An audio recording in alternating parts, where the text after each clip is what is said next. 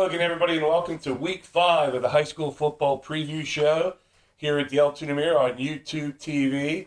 And as once again, Mike Boydham has taken the Johnny Carson route to showing up on television, and he's not here again. He is on assignment again. Somewhere with bricks and ivy. Another sport. I guess going to watch the Oakland A's lose a baseball game in Chicago was more important. But we're blessed because we got this guy with us. It was right after we were trying to get the guy who's our janitor, and I think we tried to get the cook at one of the local high schools. That's right. From here. Neil passed. So, but Neil passed because he just felt like he didn't have anything to offer, but that's not true. Yeah. But we are blessed. We have joining me, Andy Stein, El Tunamir Sports Department, Homer DeLattre, high school football coach at Hollidaysburg, and he's on our list, and plus he knows a lot of these teams. So we're going to be able to, not just have him sit there and stare at everybody. He's going to be able to take part in this conversation and hopefully make Andy and I look smarter than what we actually are. Yeah. But the first game we're going to jump right out on, in fact, it's a game that's at Hollidaysburg on Friday night. Central 3-1 at Bishop Guilfoyle 4-0. Now, I don't know how much you get to pay attention to this because you got your own team to worry about, but I got to think that's a marquee matchup this week. Yeah, I think two good programs. Looking at the postseason, two probably the most successful postseason programs around here in a number of years, with Central making a number of runs under Dave Baker, and BG obviously winning state titles and making state title runs year after year. Good matchup. I know Central had a lot of guys replaced this year and sort of started slow in that first game. Their offensive line has been building and getting better each week. And BG just sort of been firing on all cylinders with the big win against Bald Eagle to start the year, and just they continue to roll in really all phases. Hamilton Gates, I know, has been a big playmaker for them. A lot of yards, rushing, passing. So look forward to a good game on our turf. I fortunately won't be there. I'll be coaching It'll be in Mifflinburg. my own team, but it'd be a great one to see. Now, I'm curious now, because Central, they've played on grass, and now they're going to be on turf, and BG, I'm going to think is dangerous. So do you think that gives BG any kind of thing? Because you played on both things. I know you're like, I always say he's the one who most recently played football of the three of us. It's been a while now. But anyway, you're only 34. That's only, 6 feet? Yeah. You're old. Yeah. I didn't know. I'm getting there. But does that make a difference for BG? I always told people when I was in college that I never played on turf until I got to college. When I played at Mo Valley, it was all grass fields, no matter where we went. And you do notice a difference. I think you play on turf, you feel a lot faster. I thought. This could be interesting, and BG is pretty good. They look like they got the goods this year. Well, here we could say this because when this airs on TV. Our picks are already in, and Homer's like he doesn't have to make these picks. Who did you take? So I did take BG. See, everybody took BG, so I wanted to go for the upset because I'm trying to catch people. So I took Central. The Central people will be our BG people will go nuts. Not every BG person, but enough who will call here or email me or bump into me in person. It's not personal. It's not personal, but Andy's been around it for, 3 years now.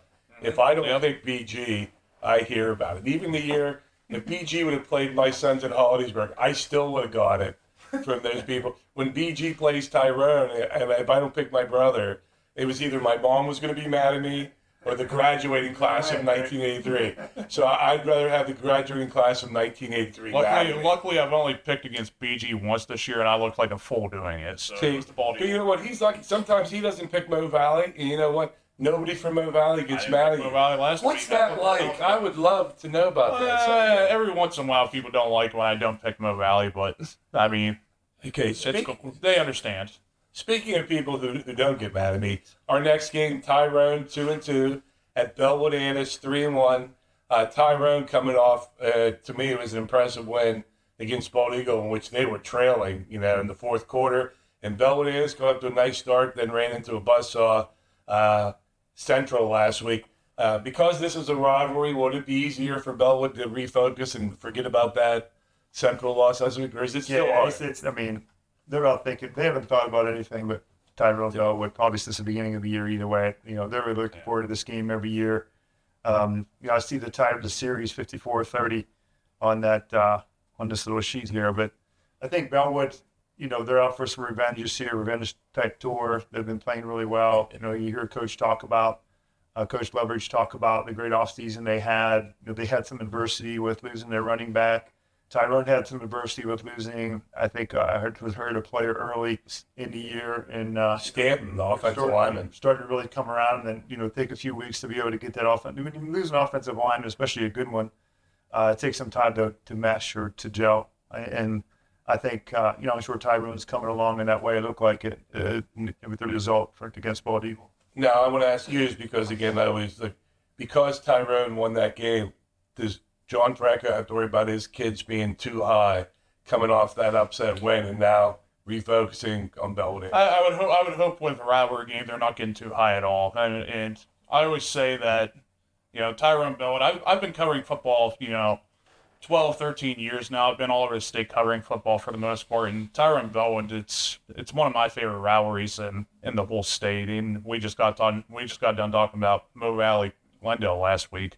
That's another great rivalry to me. But Tyrone Bellwood is special because, they think about that all summer. And that's the one game that really matters the most to both teams. Okay, our next game we're going to look at is Northern Bedford, 3-1, at Berlin Brothers Valley, 2-2. Northern Bedford had that one blemish on their schedule when they lost to a really good Wilmington team. And they bounced back last week with a win. But Berlin's really good. I know just because when my kids were in junior high at Hollidaysburg, we played Berlin in 8th grade. And I didn't know much about Berlin back then. I thought, we're Hollidaysburg. We're big. We beat them like 8-6. Yeah. And everything. But they're like, I know, like junior high stuff, I do not forget stuff. Mike's rolling his eyes. Yeah, somewhere. Mike doesn't believe anything in junior high teams being good and then being good at varsity. But Berlin's a nice program. Berlin's a great program. One of the winningest programs down here in District 5. I know we talk about state success with Central BG. Like Berlin's been right there.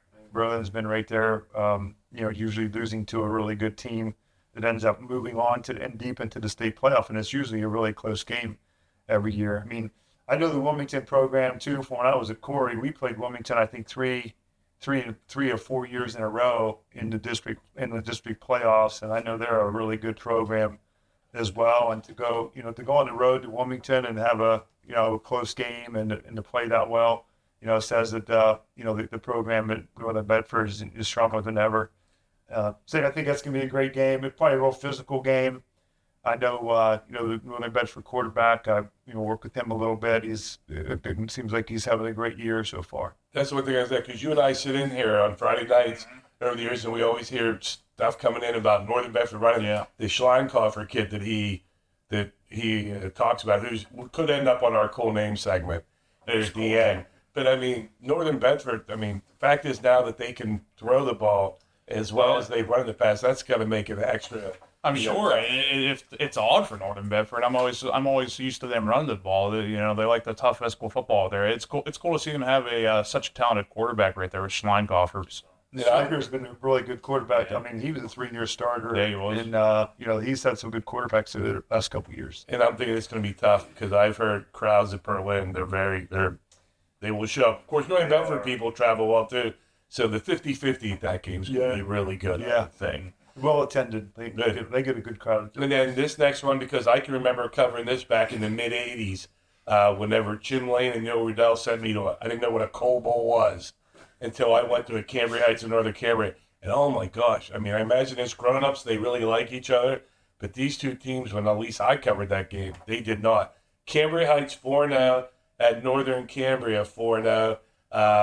As far as what you've read or been able to keep up with them, what have you heard about those two programs? Yeah, I know. I've run some off-season quarterback stuff. A lot of these quarterbacks come through. Cambria Heights has a number of kids that have come down through the last couple of years. Ty Dom is a tremendous athlete in a lot of sports for Northern Cambria, and they are Cambria Heights is passing the ball a little bit better than they did last year. It seems like they have some explosive plays. There's some good receivers. The Jasper kid's a very good player. I got to see them last year play in the district final. I know I talked to Darren, who was our superintendent for a little bit interim the other day, and this is the one they've had circled on their calendar for a while, and it's a real big game for both teams And Cambria Heights, I know Mike had his stats in last week. Going into Friday night, they were averaging 33 points a game, 33.3, and they're only giving up 6.3. Now, I know we don't cover Northern Cambria anymore, but I have to think the Northern Cambria's coaches are well aware of they might need just a touchdown to win this game, or they may be able to get a touchdown to win this game. And it doesn't get a whole lot bigger than this for either team. I mean, both are really good this year. Conference too. Yeah, it doesn't get much bigger in the regular season. And look at the stat for 25, 24, and 1 Cambria Heights for the all-time series. I mean, it doesn't get much closer. And so that's talked about all year from Northern Cambria. Sure. Is it bigger than Mo Valley Glendale, though? In my opinion, I'm a little bit biased. I've never been there before, but that's a pretty big. Sorry, Cambria Heights and Northern Cambria, but And then here's the big game. This is how we lured him in. Usually you have to write a check. You know how like Penn State's paying Kent State to come play. We didn't have any money in our budget left. Whatever money we had in our budget left went to the Indianized beverage for that's the. Right. We need some water. And then, but Hollidaysburg 4-0 at Mifflinburg 0-4. And before anybody out there, turns their nose up at that 0-4. Mifflinburg is a good pro 3A. They're a 4A program, but the last cycle they went down to 3. Yeah, but now tell them about 3 of those losses, and tell them what you and I were talking about Monday night. Yeah. About how many, what they count on as far as class, like juniors, sophomores, that. Yeah. So they dropped down a classification, and they're 0-4. Yet they've lost 2 games by 1 point. They lost to a Mount Carmel team by 1 point, just an extra point away from. Tying or beating Mount Carmel. And Mount Carmel beat Southern Columbia, which everyone knows is, a top-notch program. That game was 7-6, so they held Southern Columbia to 6 points, and here's Mifflinburg scoring 34 points on them. So, really, really good team, traditionally good program. They're a very good underclassmen. Like I told our guys, like we're having a great season so far, but our 10th group, when these guys were in 10th grade, they took a beating. They overcame a lot of adversity. They kept their poise. They kept working hard. They stayed together. And I see this Mifflinburg team being similar. They have played a lot of sophomores last year. They're mostly juniors and a few sophomores this year playing. So they're still a young team that's still trying to find their identity. And here they're playing a schedule that of their opponents so far is 13-1. So they're starting with a real gauntlet of teams. Now we have them. They have us coming in at 4-0 also. So. Looking forward to going down there, playing on the grass for the first time in probably 3 years of playing on the grass. But definitely a solid program. They have a quarterback who's like a legit, probably a good prospect. He's 6'3", 225, can throw the ball, good 50 yards down the field pretty easily. Runs the football as a leading rusher also. Plays middle linebacker, so you don't get that very often. So, a lot of good stuff coming from Mifflinburg. Yeah. Andy, you can cut in if you have a question. My question I want to ask you is, because they're kids and they pay attention, they know they got 3 shutouts in a row. And do you ever want them to not become so totally consumed with that maybe they forget about other certain things? Or do you want them to hey, that's something they're quite proud of, I kind of thing. You can talk about it, but when it comes time to practice, you still got to focus on the opponent. You're not going to shut someone out if you don't study and understand what that team is all about. So, you hear them talk about it. They want to get it because it's the next thing. They've had 3 in a row. We haven't won 5 in a row since 1999. So there's a lot of incentive, a lot of excitement in the program. It's great for the community, great for the school. Just a great way to start the school year. Yeah, not a whole lot to add, but Mifflinburg 0-4, but it might be the most misleading 0-4 of all times. And as far as you worry about that they see and say 0-4, have you hammered that home this week, saying, hey, they may be 0-4, and plus you're going to their place and everything. Yeah. We had a discussion on that, just basically what I just told you, and the fact that they're pretty good football players for 10th graders, and they have a 9th grader who's very, very impressive on the D-line, 5'10", 225. He's a nose guard who, does a lot of slanting and causes a lot of havoc. Plays fullback. Plays guard. So he's a tough kid. They're tough kids. They're tough kids, and their coach is doing a great job with them. And then my last question before we cut to the quick hits: when your current senior class was in 9th grade, were they not undefeated? I actually couldn't tell you. See, I think they Sure, were. but I'm pretty sure. And because I am a believer of, if you have success like that, I think that kid and a certain person who usually sits in that thinks that's overrated if you're given 7th, 8th, and 9th grade. But I take stock. I was hoping you were going to say, of course, Scott. Yeah, I knew they were going to be good. We've had a lot of teams over the years, not here, not only Hollidaysburg, but in Corey, that like in junior high, they never won any games. And, they won championships. So that, you have sort of the two-way street. Like you see this team coming, you have higher expectations for them. And the process doesn't change much, like, practice or anything like that. But then you have like the junior class, they rarely won any games when they were younger. Look at the 9th grade class right now, they didn't win any games. And they're throwing out right grade, and they won 3 games so far this year. So, what goes into that, kids get focused, kids, they really develop maybe sooner. So you can look at it both ways in a positive. So that won't help us, but we'll keep that in. Don't tell Mike. I'll tell him. In our quick hit segment, a couple games here just to pay attention to a little bit this weekend. Central Dauphin East 4-0 at Altoona 0-4, and Central Dauphin East is 4-1 against Altoona since the Mountain Lions rejoined the Mid-Penn in 2018. And then Glendale 3-1, which I was mad last week that they lost because these guys, Mo Valley, had to upset them. Spanky Trexler is one of our favorite coaches. They're playing at Southern Huntington. We got the Rocket Helmet there last week. They're 0-4. Aaron Batesville having a tough time down there, but hey, he's showing up every week. They're playing, so that's worth something, I think.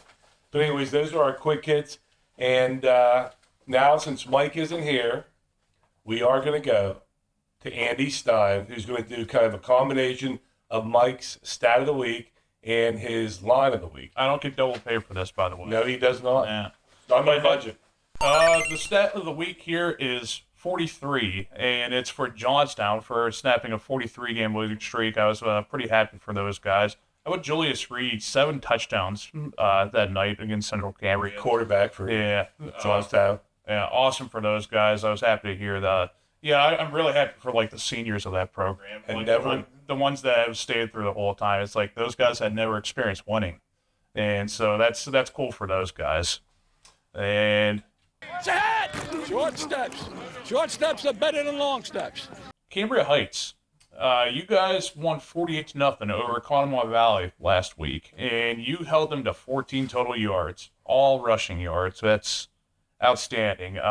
Their starters are Tristan Weekland, Garrett Jasper, Braylon Redbaum, Bryce Lewis, and Jared Lewis, our coach at Cambria Heights, told me they also rotated Jack Sherwood and James Holt a lot. So good job for those guys, and hey, it doesn't get a whole lot bigger than this week for you guys. More than Cambria. And then obviously our favorite portion of the show, the one that kids are forgetting to do their homework about because they want to care and see if their name makes it on.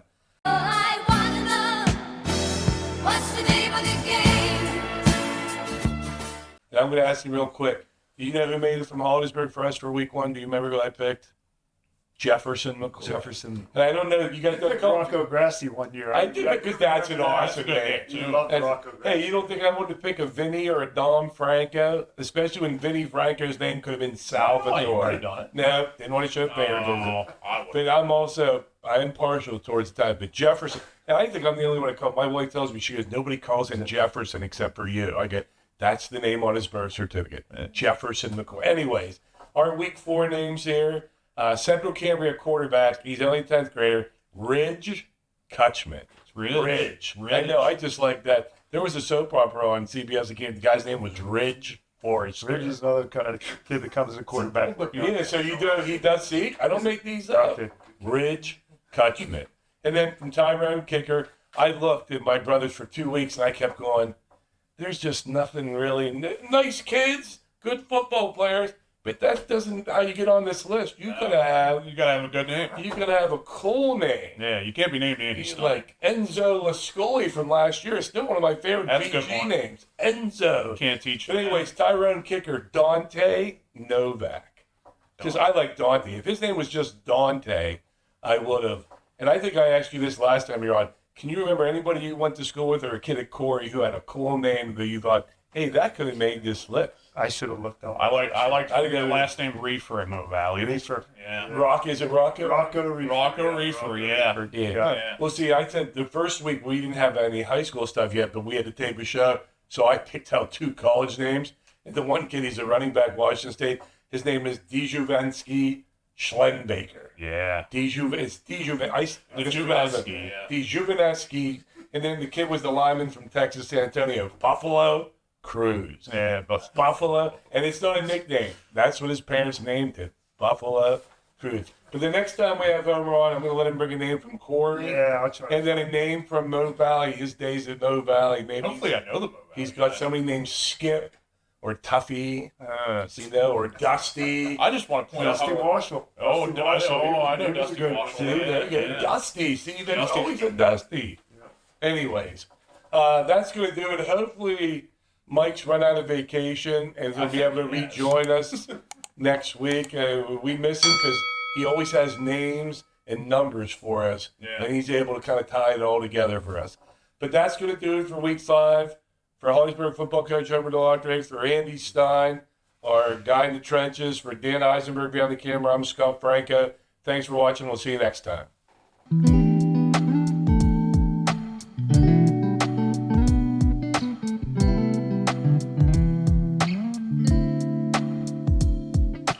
Thank